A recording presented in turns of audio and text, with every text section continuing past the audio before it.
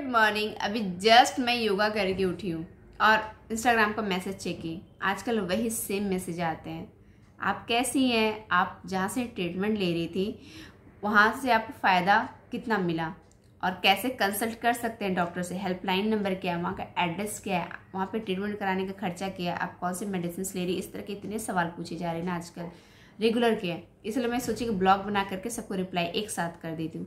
Instagram पर reply करती हूँ, पर स्पेशल ब्लॉग बना दूंगी ना तो ये सवाल कम आने शुरू हो जाएंगे। कि मैं सुबह सुबह उठती हूँ, घर के सारे काम करती हूँ, फिर योगा करती हूँ, फिर इंस्टाग्राम का मैसेज चेक करती हूँ, क्योंकि मेरे बच्चे बहुत लेट से उठते हैं, 10 बजे से पहले उठते नहीं। अभी 9:30 बज रहा है, तो आधा घंटा मेरे पास टाइम है ब्लॉग बनाने के लिए, मैं ब्लॉग बना दे रही हूँ। तो सबसे पहले मैं डॉक्टर स्मिता नरम से ट्रीटमेंट ले रही हूँ। ये आयुशक्ति की डॉक्टर है, बहुत ही सीनियर डॉक्टर है।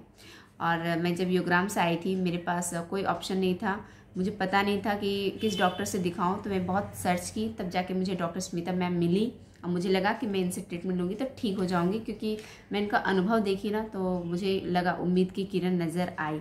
लंग फाइब्रोसिस तो ठीक हो गया था, पर मेरे जो लंग्स में इतनी सारी गांठें हैं ना, उसकी वजह से मैं नॉर्मल लाइफ जी नहीं पा रही थी, हेवी काम नहीं कर पा रही थी, हेवी सामान नहीं उठा पा रही थी, चेस्ट पेन बहुत कर रहा था। तो जिनको नहीं पता है लंग फाइब्रोसिस के बारे में तो बता दूं, लंग्स डैमेज हो जाते हैं और समय के साथ वो डैमेज ज़्यादा होते रहते हैं और लाइफ इसमें ज़्यादा नहीं रहती। 3 साल 4 साल 5 साल ऐसे ही अगर आप ट्रीटमेंट ले रहे हो ठीक ठाक तो 8 से 10 साल, इससे ज़्यादा लाइफ नहीं रह सकती और बहुत ही गंदी लाइफ होती है, आप नॉर्मल लाइफ जी नहीं सकते लंग फाइब्रोसिस में। मुझे तो 2 प्रॉब्लम था, लंग्स में गांठें भी भरी पड़ी और फाइब्रोसिस में यानी सिस्टिक फाइब्रोसिस। लंग फाइब्रोसिस ठीक होने के बाद मुझे सिस्ट का सामना करना पड़ा था, सिस्ट मेरा ठीक नहीं हो रहा था। बाबा रामदेव का मैं फॉलो कर रही थी बात, ऑयल फ्री खाना खा रही थी, तीनों टाइम 1-1 घंटा कपालभाति भी करती थी, 3 घंटे कपालभाति, लेकिन मेरा सिस्ट ठीक नहीं हो रहा था और सिस्ट की कोई दवा भी नहीं लिखी डॉक्टर। जबकि मैं 2 बार योगराम गई, तो अपने से तो मैं दवा ले नहीं सकती ना बिना डॉक्टर के कहे।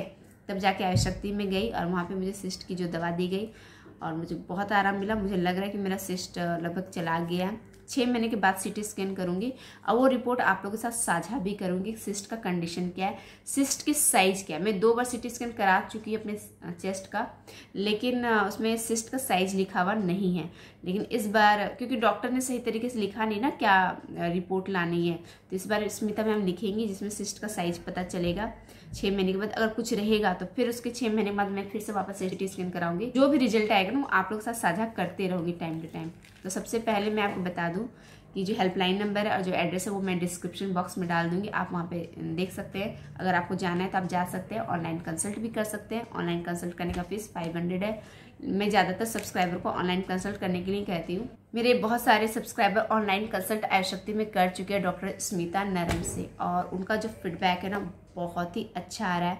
तो सबसे पहले मैं दवाई बता देती हूँ और कितना फ़ायदा किया, मेरे सब्सक्राइबर को कितना फ़ायदा मिला, ये मैं आपको आगे बताऊँगी। पहले आप जान लीजिए कि मैं कौन कौन सी दवाई ले रही हूँ, क्योंकि ये सवाल बहुत आ रहे हैं, इंस्टाग्राम पे सबसे ज़्यादा आ रहे हैं। ये है आस्था लोग, जितने भी एलर्जी वाले हैं ना, जिनको सांस लेने में तकलीफ है और भारी भारी सीना लगता है, ब्रोंकाइटिस है, अस्थमा हो, लंग फाइब्रोसिस हो, लंग्स में सिस्ट हो, सबको ये आस्था लोग जरूर दिया जाता है। तो ये मैं 2 पैकेट ली। मैं सबका प्राइस भी बताऊंगी ताकि आपको ना समझ में आ जाए कि कितना खर्चा पड़ेगा। और इसका जो प्राइस है ना इस मेडिसिन का बहुत महंगा, देखिए 825 रुपीज़। मैं 2 ली हूँ, 1650 रुपीज़ तो सिर्फ आस्था लॉक का ही है। मुझे लंग्स में ना गांठें है, तो गांठों के लिए ग्रंथि हर मुझे दिया गया है। 120 टैबलेट है, तो 1 डब्बा में मेरा हो जाता है 1 महीने का। और इसका जो प्राइस है 850 रुपीज़। यानी जिसको भी गांठे हो, चाहे लंग्स में हो, पेट में हो, शरीर में कहीं भी हो, ये दवाई ज़रूर देती हैं वो मैडम। क्योंकि मेरे बेटे के पेट में भी शायद गांठ है, ऐसा उनको डाउट है, क्योंकि मैं इसका सोनोग्राफी कराई थी ना तो सूजन जैसा था, और एलोपैथ के डॉक्टर भी बोले थे कि मे भी इसको गांठें होंगी पेट में, इसलिए उसको पेट में दर्द रहता है, तो उसको भी ग्रंथि हर दी है। ये है सुहृदय, 120 टैबलेट का है, तो एक ही डब्बा मुझे लेना पड़ा और इसका प्राइस है 580 रुपीज़। ये है ओजस, सुबह 2 और शाम में 2 लेना रहता है और इसका प्राइस है 665 रुपीज़। तो ये 2 डब्बा ओजस है, तो मेरे बेटे को एक सुबह और एक शाम खाने के लिए कहा गया है। ये है अमृत रस, एक सुबह और एक शाम में खाना रहता है।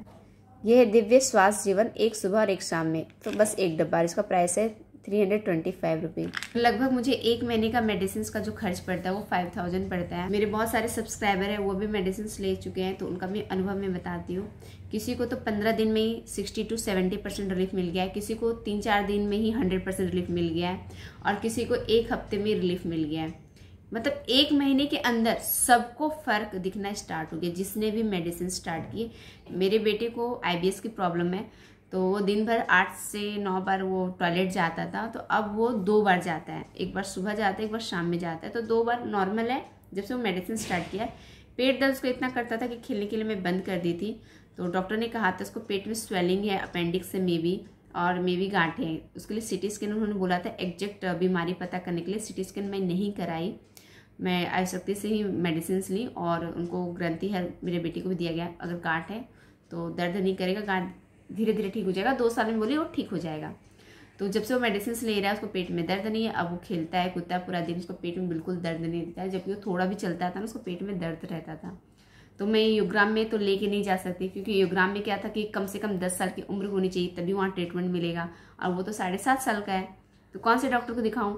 एलोपैथिक दवाइयाँ भी ज़्यादा बच्चे को देना सही नहीं है ना, उसका साइड इफेक्ट होता है, किडनी लीवर खराब होने का डर रहता है। मुझे एक जेन्युइन आयुर्वेदिक डॉक्टर मिली, डॉक्टर स्मिता नरम, जो कि बहुत ही सीनियर है, बहुत ही सीनियर। और उसका अनुभव ये काम किया कि मुझे 100% रिलीफ है। विदिन 3 डेज मेरे बेटे को भी मतलब जिस दिन से वो दवाई खाए ना उस दिन से उसका पेट दर्द ठीक हो गया।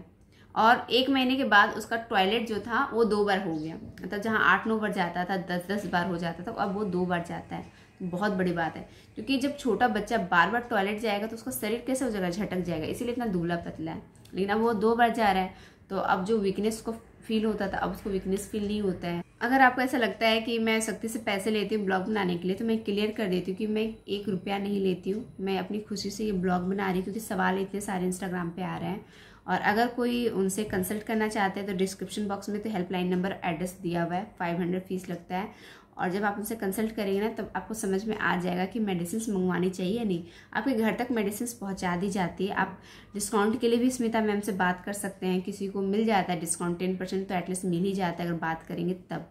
और दवाई का जो खर्च है वो 3000 से लेकर के 5000 तक ही है महीने का। लेकिन 2 या 3 साल का कोर्स चलता है, उसमें लोग ठीक हो जाते हैं। डाइट फॉलो करना पड़ता है। तो डाइट में मैंने अनुभव किया है कि सबको बोलते हैं गेहूं दूध से बच के रहने के लिए कहते हैं। एटलीस्ट तब तक जब तक मेडिसिन चल रहा है, जब तक आपकी बीमारी पूरी तरह से ठीक ना हो जाए तब तक अवॉइड करने के लिए बोलते हैं। बाद बाकी बोलते हैं कि आप 15-20 दिन में कोई भी चीज़ खा सकते हैं। तो उनका डाइट में क्या रहता है ना, इडली, ढोकला, डोसा, फर्मानेंट वाले जो आइटम होते हैं वो नहीं खाने के लिए कहते हैं। पोहा वगैरह भी मना करते हैं। फ्रूट्स में भी बहुत सारे फल है जो खाने के लिए मना करते हैं। ज़्यादातर वो सेव, अनार, ये सब फल खाने के लिए कहते हैं। बाद बाकी फल तो मना ही कर देते हैं, और नॉनवेज खाने के लिए मना कर देते हैं। ये उनका डाइट होता है। फिर भी अगर आपको कुछ पूछना है तो इंस्टाग्राम पे आ सकते हैं। मेरा यूज़र नेम ये है। तो मैं एक नया इंस्टाग्राम अकाउंट बनाने वाली हूँ। हो सकता है कि मैं ये इंस्टा अकाउंट डिलीट मार दूँ कुछ खास पर्सनल रीजन से, क्योंकि योग्राम रिलेटेड है ना, और मैं अभी योग्राम रिलेटेड वीडियोस नहीं बनाती हूँ, इसलिए मैं ये अकाउंट डिलीट मार दूंगी। लेकिन मैं नया अकाउंट नहीं बनाई, इसलिए मैं ये यूज़र नेम आपको बता रही हूँ। जब नया अकाउंट बनाऊंगी तो आपको मैं बता दूँगी। तो आज के ब्लॉग में बस इतना ही। मिलते कल के नए ब्लॉग में, तब तक के लिए tata bye bye, take care, अपना ख्याल रखिएगा।